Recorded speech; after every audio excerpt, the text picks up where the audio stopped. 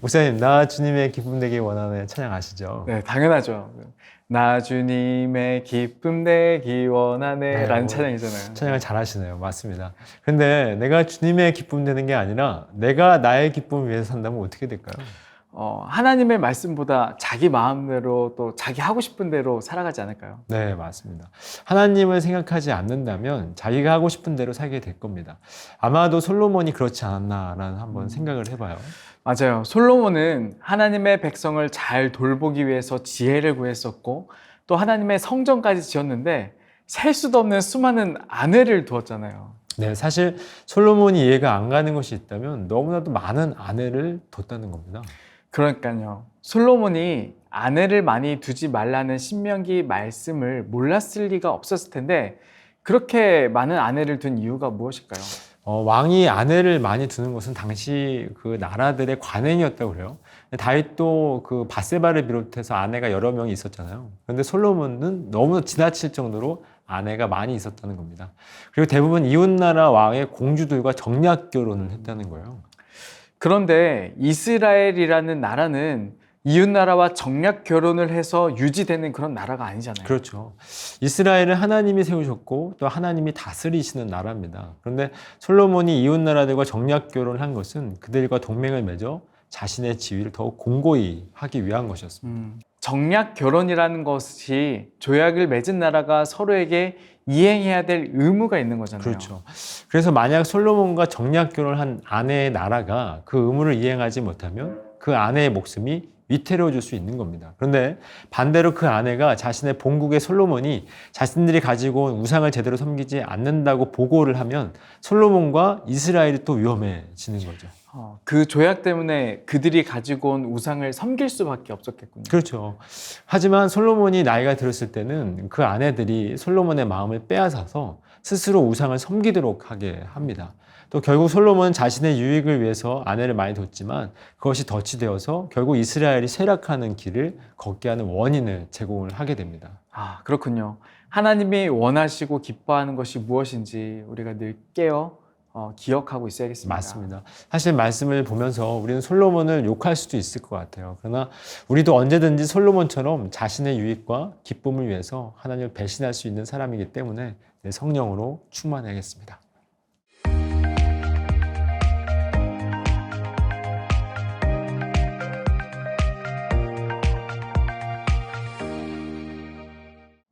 목사님, 열왕기상 13장에 그 남유다에서 북이스라엘로 파견된 그 무명의 선지자가 늙은 선지자에게 속아 사자에게 물려 죽는 이야기가 나오잖아요. 그렇죠. 하나님께서 너는 빵도 먹지 말고 물도 마시지 말고 내가 왔던 길로 돌아가지 마라 라고 명령하셨는데 그 명령을 제대로 지키지 못해서 심판을 받았죠. 네.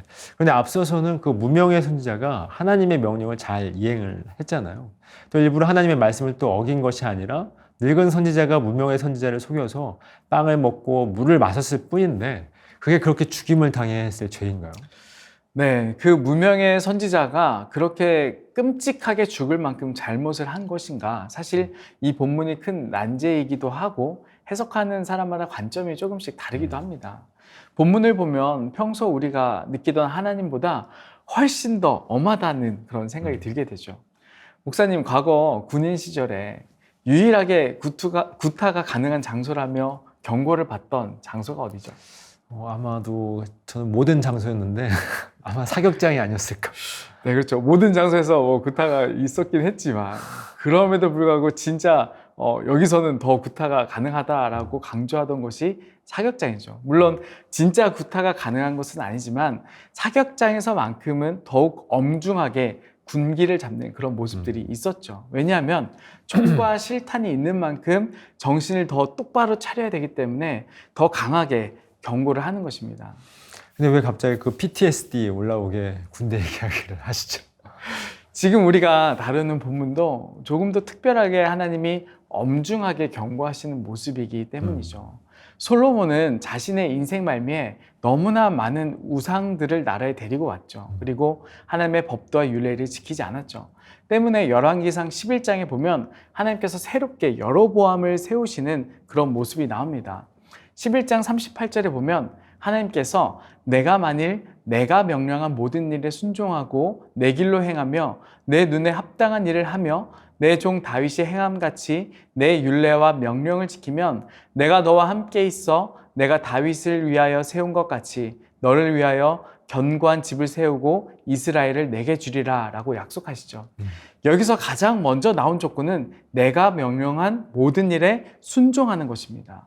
그런데 여로보암이 순종했을까요? 아니죠. 순종하지 않았죠. 12장에 보면 그들에게 역사적으로 의미 있는 베델과 단의 금송아지를 만들어 두고 또 산당도 만들었습니다. 그래서 또 자기 나름대로 제사장들을 세워서 새로운 혼합 종교를 만든 행위를 보였잖아요. 네, 맞습니다. 그들이 하나님께 예배하는 예루살렘 성전은 남유다에 있었죠. 때문에 여로보암은 종교적인 이유로 백성들의 민심이 흐트러지면 자신의 왕권이 흔들리게 될까봐 염려했던 것으로 보입니다. 그래서 12장 33절에 자기 마음대로 절기를 정하고 분향했다라는 내용이 나올 만큼 하나님을 등지고 완전히 자기 마음대로 나라를 이끄는 그런 모습을 보였던 것이죠. 그렇습니다. 그래서 하나님께서는 무명의 선지자를 남유다에 불러서 여로보암에게 찾아가 경고하게 하신 것이죠. 그렇다면 무명의 선지자의 죽음도 온전히 순종하지 못할 것이기 때문에 라고 볼 수 있을까요? 네, 어쩌면 무명의 선지자의 삶이 이스라엘 모습과 약간은 비슷해 보이죠.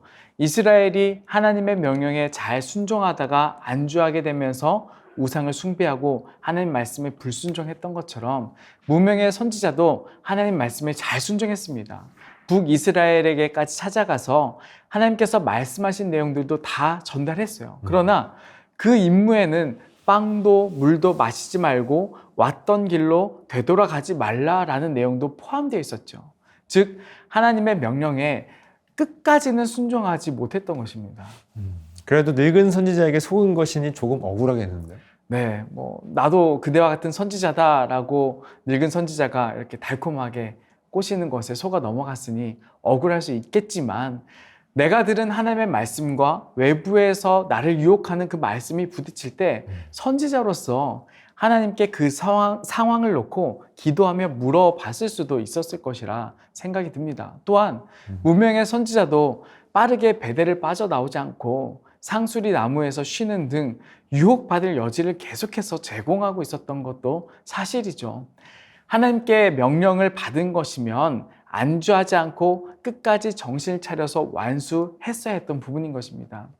군대에서 사격장은 특별히 더 엄중한 것과 같이 당시 상황은 하나님을 향한 불순종이 만연해지고 번져가는 하나님 보시기에는 아주 심각하고 엄중한 상황입니다. 억울해 보일 수 있지만 상황이 상황인 만큼 무명의 선지자에게 하나님께서 더 엄격하게 행동하신 것일 수도 있는 것이죠. 그렇군요. 그 불순종과 우상숭배가 번성하던 때에 하나님은 무명의 선지자의 죽음으로 하나님의 말씀에 불순종한 결과가 무엇인지를 그들에게 보여주는 것으로 이해해 볼 수 있겠네요. 네, 맞습니다. 하나님의 말씀에 적당히 순종하고 안주하는 것이 아니라 끝까지 순종할 줄 아는 그런 자들이 되어야 하겠습니다. 그렇습니다.